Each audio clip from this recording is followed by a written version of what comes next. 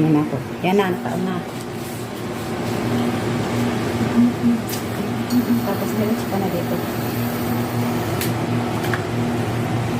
Nakita dito. Nakita? Oh. Kailangan may Oil. picture ka. Oil. Nakita yung oil? O dito.